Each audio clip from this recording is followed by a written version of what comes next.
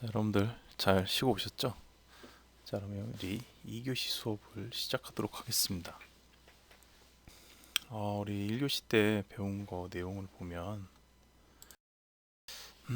고객 불만 처리 프로세스 프로토콜 8단계를 봤죠. 그래서 경청, 감사와 공감 표시, 사과, 약속 해결하고 정보 파악, 진위 여부 확인한 다음에 신속하게 처리, 업그레이드, 수정 뭐 여러 가지 있죠. 그 다음에 그게 잘 처리가 다시 됐는지 확인하고 그 다음에 고객에게 다시 이렇게 처리해서 확인시켜주고 이렇게 해서 잘 개선이 됐다 이렇게 하고 내부적으로 피드백 그 다음에 다시 또 뭔가 계속 개선하는 이 단계. 자, 그래서 이거에 대한 하나 더 하나씩 다시 한번 제가 설명하는 시간을 갖도록 하겠습니다. 자, 이 경청 단계에서 고객의 항의에 경청을 끝까지 듣는다. 그죠? 그걸 이제 경청이라고 우리가 표현했죠. 그 다음에 이 선입관을 버리고 문제를 파악한다. 이 부분이 있어요. 선입관을 버리고 문제를 파악한다. 이 선입관, 편견, 그 다음에 색안경 이런 것들이 위험합니다. 위험해. 결국 매뉴얼이라는 걸 다시 우리가 이 컴플레인 응대 매뉴얼이라고 예를 들면 이 매뉴얼이 여러분들이 그 매뉴얼대로 교육을 받고 고객을 응대할 거예요. 만약에 그 일을 할 때. 근데 이 매뉴얼이 어떻게 보면 뭔가 여러분들의 그 선입관을 만드는 잘못된 기준일 수도 있어요. 간혹. 그죠? 그래서 이런 거지. 참 이게 너무나 주관적인 거라 위험하긴 한데 그때그때 대처를 잘 하셔야 되는 거예요. 자, 그래서 음식 제가 이제 고객인데 음식점 칼국수를 먹으러 간 고객인데 갑자기 칼국수 먹다가 여러분들을 불러요. 여러분들이 이제 그 관리자라고 하는데 여러분 불러. 배를 눌러서 불렀는데 갑자기 그러는 거죠. 어, 제가 먹다가 머리카락이 나온 것 같아요. 딱 그래요. 머리카락이 나와서 그걸 머리카락이 나왔네로 얘기를 해요. 자, 그러면 이제 여러분들은 처음에 뭐라 합니까? 아유 죄송합니다라고 하는데 제 이 컴플레인을 제기한 제가 뭔가 옷 스타일이나 그 다음에 여러 가지 외형상 뭔가 이런 걸 일부러 머리카락을 놓고 무전 취식을 하려고 하는 느낌의 사람이 그런 스타일이라고 여러분들이 가정을 해보자는 거죠. 여러분들은 선입관과 편견과 이런 게 있으신 분은 이 사람 일부러 자기 머리카락을 그러면서 이제 머리를 봐요 이렇게. 근데 머리가 굉장히 파마가 많이 돼 있는 머리야 만약에. 근데 그 칼국수에도 파마기가 있는 머리카락이었다는 거죠. 색깔도 많이 비슷해. 그러면 이게 여기서 두 가지로 나눠지는 거예요. 어떤 매니저는 근데 죄송하긴 한데 이거 혹시 고객님의 머리카락 아닌가요? 고객님의 헤어스타일과 비슷한 머리카락 같은데요? 이렇게 많이 얘기를 한단 말이에요. 그래서 이제 이렇게 되면은 이제 작심하고 만약에 여러분들이 우려스러워하는 캐릭터 작심하고 음식값을 안 내려고 했던 이 사람은 어떡하겠어요? 가만히 있지 않습니다. 엄청 크게 큰 소리로 난동을 부리기 시작할 거예요. 왜냐면 이 사태를 모면하려고 이 사람이 지금 나를 어떻게 보고 그럼 내가 일부러 머리카락 뽑아서 음식이 없다는 말인가요? 뭐 이런 식으로 이제 되겠죠. 스토리가 거의 비슷할 거예요. 자, 그러면 그 상황을 겪는 매니저 입장에서는 어떻게 하겠어요? 매니저가 만약에 이 고객이 일부러 머리카락을 빼서 넣는 거를 봤거나 아니면 정황에 근거가 있다면 분명히 이제 다른 고객들이 없는 조용한 데로 가서 이제 좋게 좋게 말할 수도 있고 협박할 수도 있겠죠. 제가 고객님의 행위를 CCTV로 다 봤고 했는데 봤다. 근데 직접 넣는 거 봤다. 정황이 있다. 이래도 이렇게 우길 거냐? 아니면 경찰을 부를까요? 이런 식으로 이제 해결을 할 수도 있지요. 근데 이제 통상 그렇게 그러면 이 사람은 다음엔 이 사업장에서는 그러한 행위를 하지 않을 거예요. 당연히 안 하겠죠. 그런데 만약에 정황과 근거가 없는 상황에서 추측만 가지고 고객을 의심하거나 선입견과 이렇게 가버리면 그땐 걷잡을 수 없는 일이 또 벌어져요. 그럼 뭐 머리카락을 DNA를 검사를 해볼까라는 둥. 이게 그쵸. 칼국수 한 그릇이 6, 7천 원, 7천 원, 8천 원 한다고 하면 그 음식점 입장에서는 그 원가가 얼마 하겠습니까? 그죠? 7, 8만 원도 아니고 그러면 6, 7천 원에서 원가는 뭐 그래요. 잘 모르지만 또 1, 2천 원 할까요? 근데 그럼 예, 저희가 잘못했으니까 대부분 음식점이나 이런 데서는 어떻게 이걸 처리하냐? 아무리 그렇다 하더라도 이럽니다. 죄송합니다, 고객님. 저희가 뭐 주방에 보시다시피 이게 참 다 이렇게 위생 철저하게 마스크도 하고 이제 머리카락 안 떨어지게 헤어밴드도 하고 여러 가지 이제 요리할 때 쓰는 이제 다 두건도 하고 그러죠. 근데 그래도 실수가 있었나 봅니다. 죄송합니다. 저희가 음식 새로 해다 드릴게요. 첫 번째가 있고 두 번째 어떻게 이거 음식값을 저희가 안 받을 테니 어떻게 더 식사를 진행하시겠어요? 아니면 어떻게 하시겠어요? 이런 것들 이렇게 처리가 되는 거예요. 그래서 근데 머리카락이면 다행이지만 무슨 모기 뭐 그때 방역을 잘해야 돼. 그다음에 하루살이, 파리 뭐 바퀴벌레도 들어가 그런 건 진짜 큰 실수죠. 그래서 이렇게 해서 경청 단계를 거쳐요. 그다음엔 감사와 공감의 표시를 이제 하는 단계죠. 듣고 이게 되게 중요합니다. 일부러 시간을 내서 해결의 기회를 준 것에 대해서 감사를 표시 드립니다. 이 사람들은 컴플레인을 제기한 사람은 우리가 1교시 때 되겠지만 일부러 합니다. 일부러. 이 사업장이 앞으로 잘 되기 위해서. 이 서비스를 계속 받기 위해서. 아니면 자기와 같은 뭔가 제2의 피해자와 제2의 불만족 옛날에 안 그랬는데 그런 거에 대한 아쉬움 이런 여러 가지 그 감정의 공감 이제 만감이 교차하면서 이러한 그 컴플레인을 제기하는데 이럴 때 꼭 시간을 내서 한다는 걸 인지하고 꼭 감사함의 표시를 해야 돼요.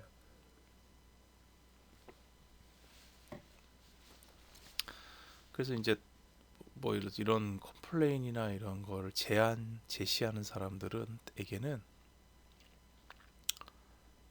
그런 거 무슨 쿠폰도 많이 줘요. 무슨 뭐 다음에 오실 때 식사 한번 하실 수 있는 쿠폰 아니면 뭐 할 수 있는 뭐 교환권 이런 것들 아니면 뭐 2,000원, 3,000원 할인 쿠폰 뭐 이런 것들 5,000원 할인 쿠폰 이런 거 줘요. 왜냐면 일부러 시간 내고 노력해 주는 거예요. 감사하니까. 그리고 그거를 주면 사람이 또 마음이 바뀌어요. 내가 너무 강하게 얘기했나? 이런 거에 대해서 다음엔 또 그러한 불만족이 느껴진다, 예민해서 느껴진다 하면 조금 자제하는 이런 또 관점으로 또 이제 의뢰자가 바뀔 수 있어요. 자, 다음에 이제 고객의 항의에 대한 공감을 표시해야 되죠. 그죠? 공감해야 돼요. 진짜 저 같아도 이 머리카락이 들어간 칼국수는 못 먹을 것 같아요. 하여튼 감사합니다. 이렇게 해주셔서 다음부터 말씀 안 해주시고 안 찾아주시면 되는 저희를 사랑해 주셔서 이렇게 말씀해 주시는 걸로 저희는 이해하고 다음부터 이런 일 없도록 하겠습니다. 이제 공감도 하고 그러면서 이제 세 번째 단계로 넘어가죠. 공감하고 이제 사과를 해요. 이야기를 듣고 문제점에 대한 인정과 잘못된 부분에 대한 사과를 한다. 근데 이 사과하는 방식도 이게 단계가 되게 많아요. 사과할 때 그냥 제일 이제 효과가 좋고 진심으로 하는 사과는 이런 식인 거예요. 고객의 눈높이와 고객의 어조와 그다음에 고객의 눈을 보면서 그걸 맞추면서 같이 그 뭔가 불편함과 그다음에 불만족을 같이 느껴가면서 진짜 그래서 이 공감이라는 게 그래서 중요한 거예요. 이 2단계에서 공감 표시가 잘 안 되면 사과가 되게 부자연스럽습니다. 공감을 하고 그러면 컴플레인을 제기한 사람은 상대가 나의 불만족을 이 사람도 느끼고 이 사람이 이 조직이 뭔가 순간 잠깐 실수했구나 이렇게 만들어줘요. 그 다음에 사과를 하죠. 근데 사과를 정말 공감과 사과가 잘 되면 컴플레인 제기한 사람은 멋쩍습니다. 내가 너무 이렇게 괜한 거를 안 그럴 텐데 내가 너무 이렇게 제시를 했나? 라는 생각을 할 정도로 될 수가 있어요. 그러면 정말 말해놓고 컴플레인을 제기를 한 걸 또 어떤 사람 후회하는 사람도 있어요. 그냥 괜히 하지 말 걸 왜 해가지고 또 여러 사람 불편하게 만드네. 이렇게도 할 수 있다는 거죠. 이렇게 될 수도 있다는 거죠. 근데 뭐 그럴 수 있는데 그런 거를 좀 즉각 얘기하는 게 중요해요. 그 사업장을 위해서도 그렇고. 그리고 이 사업장의 문제, 프로토콜의 문제일 수도 있지만 그 파트에 직원들 있죠, 조직원들 그 사람들의 캐릭터와 이제 그 애티튜드에 가장 큰 문제가 있을 수 있어요. 사람에 따라 서비스가 달라지니까. 근데 그 사람에 대한 컴플레인이 계속 나온다. 그러면 그건 좀 심각하게 고민을 해야 돼요. 사업주는 교체해야죠. 아니면 사람을 이제 그 포지션을 바꿔서 다른 직원이 거기서 응대하고 바꿔보는 거죠. 자, 이렇게 사과를 해요. 진심 어린 사과를 합니다. 그 다음에 네 번째로 아까 얘기했지만 해결 약속을 꼭 합니다. 고객이 불만을 느낀 상황에 대해 관심과 공감을 보이며 빠른 문제 해결을 약속한다. 그렇죠? 관심과 공감. 다시 한번 또 해요. 다시. 왜냐면 이 사과를 한 단계에서는 무슨 단계냐? 컴플레인을 한 사람이 이 3단계를 거치게 되면 일단 사업장의 말을 들으려고 해요.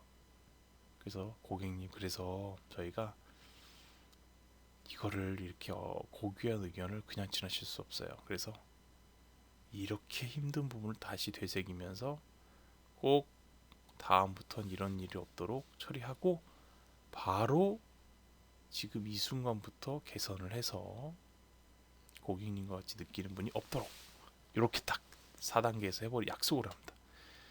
그럼 일단은 요 4단계의 의미는 불만 고객이 여기서 끝나버려요. 불만 고객이 큰 불만이 여기서 일단 분이 삭히는 거죠. 4단. 그러니까 1단계부터 4단계는 고객의 그 컴플레인의 강도가 점점 약해지는 거예요. 근데 만약에 정상적 상황이 그렇고요. 만약에 1단계부터 직원의 방법론과 매뉴얼이 잘못되어 있고 고객의 관점을 잘못 파악해서 1단계 첫 단주부터 잘못 껴서 4단계를 가잖아요.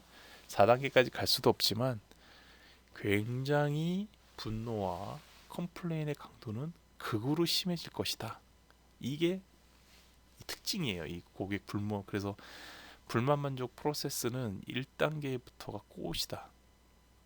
그래서 여러분들 그 1단계부터 4단계를 진행할 때 어디서 이걸 진행해야 되겠습니까?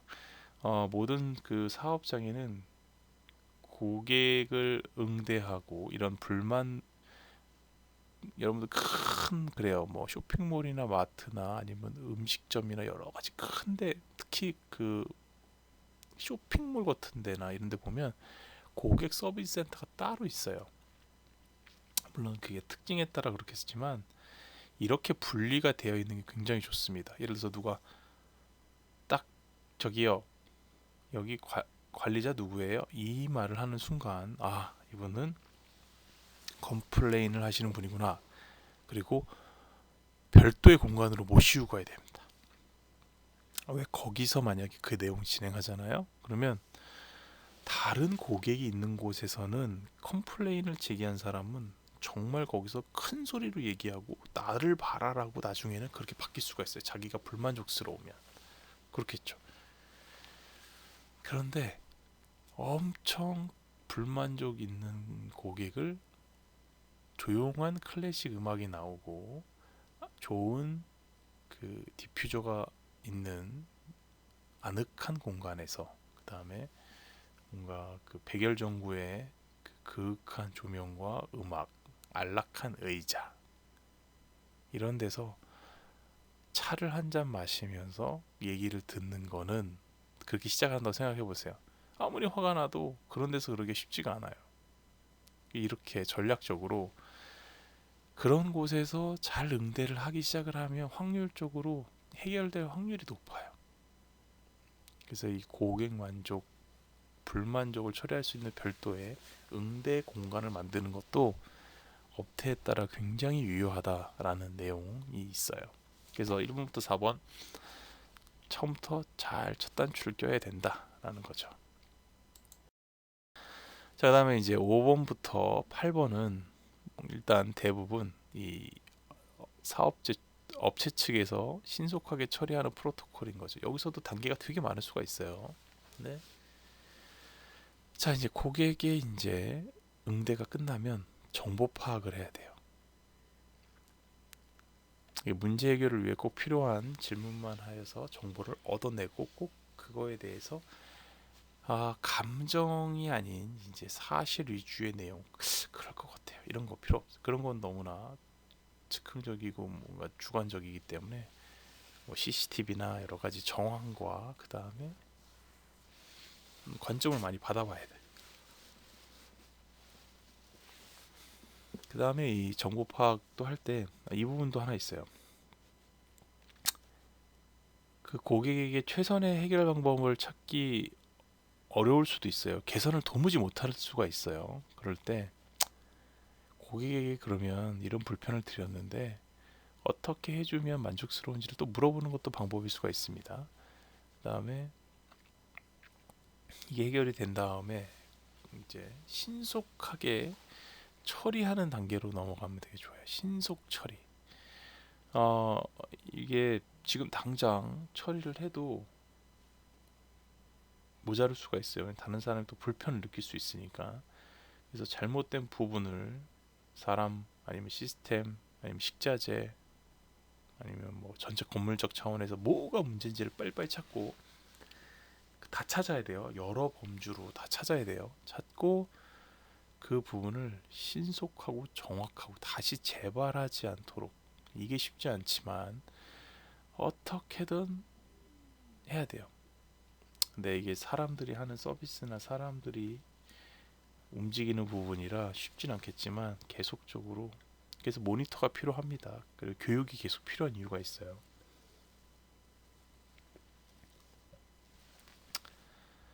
그 다음에 처리 확인을 꼭 확인과 사과 단계 7단계를 이제 진행을 합니다. 신속하게 처리했고 불만 처리 후 고객에게 처리 결과와 만족을 하는지 다시 물어본다. 뭐 이거는 이제 다시 만족하셨을 때 물어볼 수도 있고 아니면 다시 음식을 드렸을 때 어떻게 이번 음식은 뭐 미디엄으로 잘 된 것 같습니까? 라고 이렇게 해서 물어볼 수도 있고 이렇게 바로 처리 확인하고 사과를 해드리는 게 좋아요. 계신다면. 안 계시면 또 이런 거죠. 전화를 해서 이렇게 할 수도 있어요. 저희 업체가 지난번 뭐 11월 뭐 22일 날 저희에게 제시해 주신 그 저희 개선 사항을 저희가 신속하게 처리를 했고 그 다음부터 이렇게 해서 이렇게 처리를 하게 되었습니다. 그래서 혹시 다음에 방문하셨을 재방문해 주셨을 때 이 부분이 혹시나 불만족스러우면 다시 꼭 연락을 해주시고, 그 다음에 뭐 이러이러한 시설적으로 보완을 했습니다. 그래서 잘 다음에 오셨을 때 꼭 만족하셨으면 좋겠네요. 뭐 이렇게 해서 하는 거고, 그 다음에 이제 전화가 끝나면 그 사람에게 문자로도 그렇게 할 수도 있고, 이제 유선상으로 할 수도 있고, 그분에게 컴플레인자에게 개선된 부분에 대한 사진, 그 다음에 뭐 조치사항 이런 거를 이미지화할 수 있는 거는 이미지화해서 또 주는 그런 센스, 마무리. 그럼 되게 감동해요, 고객은. 아, 이거 뭐 이렇게까지 이제 신속적으로 해서, 그러면 이제 그 조직에 대해 믿음이 생깁니다. 아, 단순히 여기는 그래, 실수했을 거라고 생각을 해. 일부러 이런 게 아닐 거야. 뭐 이런 식으로. 그게 이제 믿음을 주는 거죠. 브랜드 파워를 높이는 방법이 중에 하나입니다. 처치 부분이. 그 다음에 이제 그렇게 고객과 처리 확인과 사과를 다시 한번 하고, 이제 피드백 8단계를 가요. 그러면 고객 불만 사례를 회사 및 전 직원에게 알려서 다시는 동일한 문제가 발생하지 않도록 한다. 아, 이 피드백이 이 8번이 가장 중요합니다. 이 부분이 있고 없고, 이 부분을 잘하고 안 하고가 그 조직에 존폐가 달릴 수도 있어요. 그래서 그 고객의 불만족을 계속 들어서, 그 다음에 조직을 변화시키고, 그 다음에 교육을 지키고, 이런 것들을 계속 한다면 그 시간에 노력이 들어가는 게 다른 기업이 따라올 수가 없어요. 그렇죠? 이 음식점이 20년 됐다. 음식의 맛도 중요하지만 서비스와 시설 이런 것들이 계속적으로 개선되고 20년 동안 뭔가 피땀 어린 노력과 그리고 그러한 개선 사항이 들어가 있기 때문에 그 조직의 진입 장벽이 높아지는 거죠. 그래서 아무나 섣불리 그 맛과 서비스를 따라할 수 없는 이제 그런 부분이 바로 이 피드백 파트의 가장 큰 달란트죠. 이렇듯이 우리가 그 1단계부터 8단계까지 고객 불만 처리 프로세스를 이제 우리가 봤죠. 여러분들이 어느 조직을 가던 서비스업이라고 하던 아니면 응대 어떠한 파트를 가던 항상 이 프로세스를 있어요. 프로토콜이라고도 하고 매뉴얼이라고도 합니다. 이 매뉴얼을 매뉴얼대로 움직이려면 너무 로봇 같은 거예요. 그래서 신입들, 그다음에 사회의 비기너들은 이 매뉴얼대로 그대로 하려다 보니 뭔가 버벅거리며 로봇 같고 부드러운 게 없는 거죠. 그래서 꼭 여러분들이 어떤 파트에 가서 이 매뉴얼을 보게 되면 여러분들이 스터디할 때 부드럽게, 그리고 내가 상대방의 고객이라면 어떻게 할까를 이제 역지사지의 관점으로 이걸 응대해 보면 되게 쉽고 편안하게 여러분들이 그 단계를 진행할 수 있을 거예요. 자, 그렇습니다. 그래서 이제 우리가 다음 시간에는 이제 그 고객 만족, 그런 거 있어요. NCSI라는 게 있어요. 국가 고객 만족도에 대한 내용과, 그다음에 고객 만족도 조사법이 있어요. 그래서 이건 뭐 통계적 관점도 있고 여러 가지 좀 이제 그런 내용이긴 한데, 이제 그 내용을 여러분과 진행을 또 하고 할 겁니다. 자, 그래서 여러분들 오늘 이 고객 서비스 능력 지도 이 파트 잘 너무 이렇게 딱 그 단계별로라고 또 생각을 하지 마시고 이거를 전체적으로 인지하고, 제가 계속 강조드리는 이유가 이게 진짜 꽃이에요. 그러니까 매뉴얼이 꽃이 아니고 단계 단계의 그 느낌과 그 다음에 고객이 느끼는, 제가 말씀드린 고객이 느끼는 그 감정들이 있어요. 단계 단계마다에. 그래서 꼭 1단계부터 4단계 첫 단추 꼭 잘 껴야 된다는 거. 그 다음에 단계를 너무 복잡하게 하면 안 된다는 거. 이 사람 저 사람 왔다 갔다 하면 무슨 일이 발생하냐? 고객은 똑같은 얘기를 또 해야 돼요. 그러면서 터집니다. 여러분들 전화로 어디 할 때 보면 부서 바꿔드릴게요. 부서 바꿔드릴게요. 부서 바꿔드릴게요. 그러면 어떻습니까? 열받죠. 갈등이 열받았는데 똑같은 얘기를 또 하고 또 하고 또 하고 또 하고 또 하고. 그래서 고객을 바꿔줄 때, 다른 분들 바꿔줄 때 거기서는 어떠한 서비스를 합니까? 여러분들의 내용을 처음에 적어서 그걸 다른 사람한테 일단 메시지로 넘겨줘요. 그죠? 그럼 여러분들은 전화를 바꾸게 돼도 그 사람은 아, 고객님 이걸로 전화하셨네요. 불편하셨겠어요. 이렇게 시작을 하죠. 쉽지 않죠. 그래도 여러분들은 꼭 희망을 갖고 열심히 이것을 하면 이 분야의 최고와 그 다음에 불만족스러운 사람을 충성 고객으로 바꿀 수 있는 목표를 이룰 수 있습니다. 자, 하여튼 2교시 수고하셨고요. 그러면 다음 주 수업 시간에 또 뵙도록 하겠습니다. 자, 수고하셨습니다.